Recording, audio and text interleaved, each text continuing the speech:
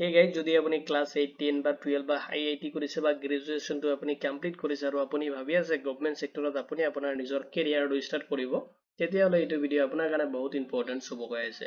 আপুনি ঠিকেই শুনিছে, মই আজি আলোচনা কৰিম ইণ্ডিয়ান আৰ্মি অগ্নিবীৰৰ পৰা ৰিকুৱাৰমেণ্টৰ কাৰণে নটিফিকেশ্যন আহিছে, য'ত আপুনি মিনিমাম যদি 8 পাছ কৰিছে তথাপি আপুনি এপ্লাই কৰিব পাৰিব।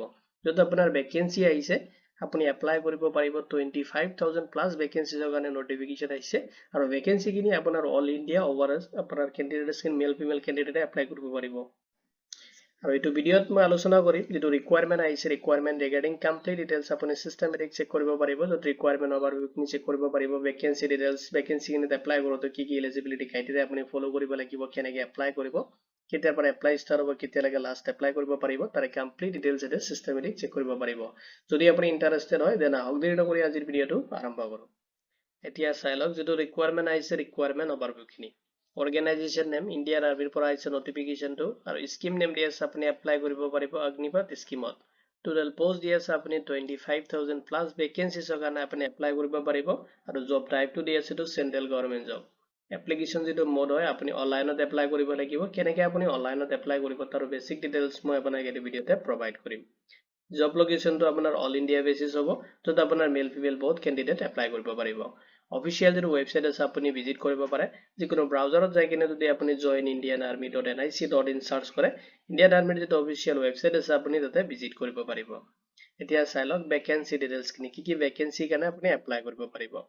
অগ্নিবীৰ জেনেৰেল ডিউটি, য'ত অগ্নিবীৰ জিডিৰ কাৰণে আহিছে নটিফিকেশ্যন, য'ত আপুনি এপ্লাই কৰিব পাৰিব। অগ্নিবীৰ ক্লাৰ্ক এণ্ড ষ্ট'ৰ কিপাৰৰ কাৰণে পোষ্ট আছে, য'ত আপুনি এপ্লাই কৰিব পাৰিব। অগ্নিবীৰ টেকনিকেলৰ কাৰণে পোষ্ট আছে, এপ্লাই কৰিব পাৰিব। অগ্নিবীৰ ট্ৰেডছমেন, য'ত আপোনাৰ 8 বা 10 পাছ কেণ্ডিডেট এলিজিবল হ'ব এপ্লাই কাৰণে। আদাৰ্ছ কিছুমান ভেকেঞ্চিজ আছে যিখিনিত আপুনি এপ্লাই কৰিব পাৰিব।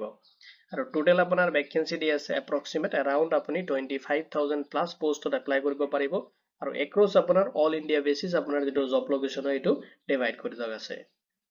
এতিয়া চাই লওক ভেকেঞ্চিখিনিত এপ্লাই কৰোঁতে আপুনি কি এলিজিবিলিটি ক্ৰাইটেৰিয়া ফ'ল' কৰিব লাগিব। এডুকেশ্যনেল কোৱালিফিকেশ্যন ফাৰ্ষ্টত আপুনি চেক কৰিব লাগিব।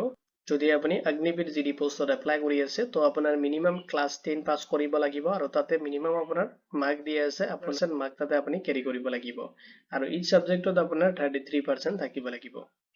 অগ্নিবীৰ ক্লাৰ্ক পোষ্টটো যদি আপুনি এপ্লাই কৰি আছে তাতে আপোনাৰ 12 পাছ বিচাৰিছে, আপুনি কমপ্লিট কৰিব লাগিব হায়াৰ ছেকেণ্ডাৰীটো, লগতে আপোনাৰ 60% মাৰ্ক থাকিব লাগিব, আৰু ইংলিছ এণ্ড মেথমেটিক্স ছাবজেক্টটো আপোনাৰ কম্পালচাৰী থাকিব লাগিব ক্লাছ 12ত। যদি আপুনি অগ্নিবীৰ টেকনিকেল পোষ্টত এপ্লাই কৰি আছে তাতে আপোনাৰ 12 পাছ বিচাৰিছে, লগতে আপোনাৰ physics, chemistry and mathematics subject থাকিব লাগিব। অৰ দি আছে যদি আপুনি ITI ৰিলেটেড কোনো ধৰণৰ ট্ৰেড কোৰ্চ কমপ্লিট কৰিছে, তেনেকুৱা টেকনিকেল ৰিলেটেড, তেতিয়াহ'লে আপুনি এপ্লাই কৰিব পাৰিব। নেক্সট যিটো পোষ্ট আছে অগ্নিবীৰ যিটো ট্ৰেডছমেনৰ কাৰণে দিয়া আছে, তাতে আপোনাৰ যদি ক্লাছ 8 পাছ কৰিছে আপুনি বা 10 পাছ কৰিছে তথাপি আপুনি এপ্লাই কৰিব পাৰিব, আৰু এইটো পোষ্ট আপোনাৰ যিটো কোৱালিফিকেশ্যন ডিপেণ্ড কৰিব পোষ্টখিনিৰ ওপৰত। এতিয়া চাই লওক নেক্সট আপুনি ফ'ল' কৰিব লাগিব এজ লিমিটটো। মিনিমাম যিটো এজ দিয়া আছে আপুনি 17.5 ইয়াৰ্ছ হ'লে আপুনি এপ্লাই কৰিব পাৰিব, আৰু মেক্সিমাম যিটো এজ দিয়া আছে 21ৰ পৰা 22 ইয়াৰ্ছলৈকে আপুনি এপ্লাই কৰিব পাৰিব। এইটো আপোনাৰ ডিপেণ্ড কৰিব এজ পাৰ যিটো নটিফিকেশ্যন আছে এইটোৰ ওপৰত। আৰু এজ ৰিলেক্সেশ্যনখিনি এপ্লিকেবল হ'ব এজ পাৰ যিটো গভৰ্ণমেণ্ট যিটো ৰুলছ আছে এইটো এপ্লিকেবল হ'ব, আৰু ৰিজাৰ্ভেশ্যন কেটেগৰী হিচাপত আপুনি এজ ৰিলেক্সেশ্যন পাব। এতিয়া চাই লওক এইটো ৰিকুৱাৰমেণ্টত আপোনাৰ চিলেকশ্যন প্ৰচেছ কেনেকুৱা হ'ব। চিলেকশ্যন প্ৰচেছত আপুনি কেইবাটাও ষ্টেপ ফ'ল' কৰিব লাগিব। ফাৰ্ষ্টত আপোনাৰ অনলাইন কমন এণ্ট্ৰেন্স টেষ্ট আপুনি এটেম্প কৰিব লাগিব। নেক্সট আপোনাৰ ফিজিকেল ফিটনেছ টেষ্ট হ'ব, এইখিনি আপুনি এটেম্প কৰিব লাগিব। নেক্সট আপোনাৰ ফিজিকেল মেজাৰমেণ্ট টেষ্ট হ'ব, এইটো এটেম্প কৰিব লাগিব। নেক্সট আপোনাৰ মেডিকেল এক্সামিনেশ্যন হ'ব, আৰু ইয়াৰ ওপৰত বেছ কৰি কিনে এইখিনিৰ ওপৰত বেছ কৰি কিনে আপোনাক যিটো ফাইনেল মেৰিট লিষ্ট মানে চিলেকশ্যন লিষ্টটো পাব্লিছ কৰা হ'ব। এইখিনি আছিল চিলেকশ্যন প্ৰচেছ।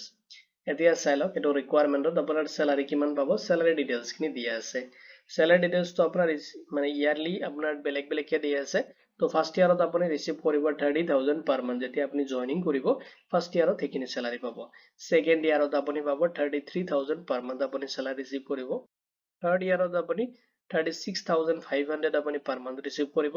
ফ'ৰ্থ ইয়াৰত আপুনি 40,000 পাৰ মান্থ আপুনি ৰিচিভ কৰিব, আৰু এইখিনি ফ'ৰ্থ ইয়াৰ যেতিয়া আপোনাৰ কমপ্লিট হ'ব নেক্সট আপুনি ৰিচিভ কৰিব যিটো 780 পেকেজ আছে, এজ পাৰ যিটো গভৰ্ণমেণ্ট যিটো ৰুলছ সেইটো হিচাপত আপোনাৰ চেলাৰী আপুনি ৰিচিভ কৰিব আফটাৰ 4 ইয়াৰ্ছ কমপ্লিট। নেক্সট চাই লওক আপুনি এইটো ৰিকুৱাৰমেণ্টত এপ্লাই কৰোঁতে এপ্লিকেশ্যন ফি পেমেণ্ট কৰিব লাগিব আৰু পেমেণ্টখিনি কেটেগৰী ৱাইজ দি আছে অল কেটেগৰিজ কেণ্ডিডেটে পেমেণ্ট কৰিব লাগিব 250 ৰুপিজ যিটো আপুনি পেমেণ্ট যিটো মোৰ দি আছে অনলাইনত কৰিব লাগিব য'ত আপুনি ইউজ কৰিব পাৰিব ডেবিট কাৰ্ড লগতে আপুনি ইউজ কৰিব পাৰিব ক্ৰেডিট কাৰ্ড নেট বেংকিঙৰ থ্ৰু আপুনি আপোনাৰ পেমেণ্টখিনি কৰিব পাৰিব অৰ দি আছে আপুনি ইউপিআই থ্ৰু আপোনাৰ পেমেণ্টখিনি আপুনি কমপ্লিট কৰিব পাৰিব এতিয়া চাই লওক কেনেকৈ আপুনি এইটো ৰিকুৱাৰমেণ্টত এপ্লাই কৰিব এপ্লাই কৰোঁতে আপুনি কেইবাটা ষ্টেপ ফলো কৰিব লাগিব ফাৰ্ষ্টত আপুনি অফিচিয়েল ৱেবছাইটত ভিজিট কৰিব যিকোনো ব্ৰাউজাৰ এটা ওপেন কৰি যদি আপুনি joinindianarmy.nic.in সাৰ্চ কৰি অফিচিয়েল ৱেবছাইটত ভিজিট কৰিব পাৰিব নেক্সট আপুনি যাব লাগিব অগ্নিবীৰ ৰিকুৱাৰমেণ্ট 2026 এপ্লাই অনলাইন বাটনটোত আপুনি ক্লিক কৰিব লাগিব তাতে আপুনি ভিজিট কৰি কিনে ৰেজিষ্ট্ৰেশ্যন প্ৰচেছখিনি আপুনি ফাৰ্ষ্ট টাইমত কমপ্লিট কৰিব নেক্সট আপোনাৰ এপ্লিকেশ্যন ফৰ্মটো আপুনি কেয়াৰফুলি ফিল আপ কৰিব লাগিব নেক্সট আপুনি আপলোড কৰিব লাগিব ৰিকুৱাৰমেণ্ট ডকুমেণ্টছখিনি আৰু যিটো ফৰ্মেট দিয়া আছে এইটো ফৰ্মেট আপুনি মেণ্ডেটৰী ফিল আপ মানে ফলো কৰিব লাগিব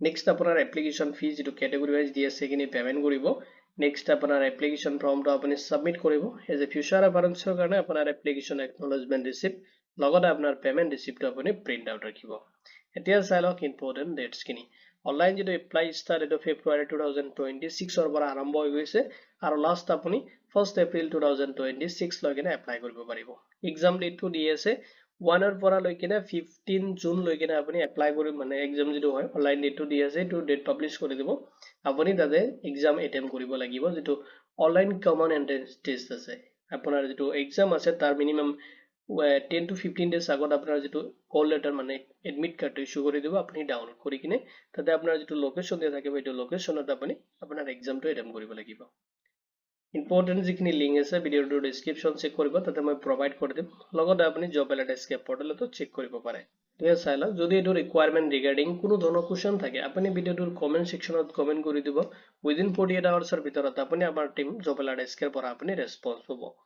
ভিডিঅ'টো চোৱাৰ বাবে ধন্যবাদ দি কিনে আজিৰ ভিডিঅ' মই ইমানতে সামৰিছোঁ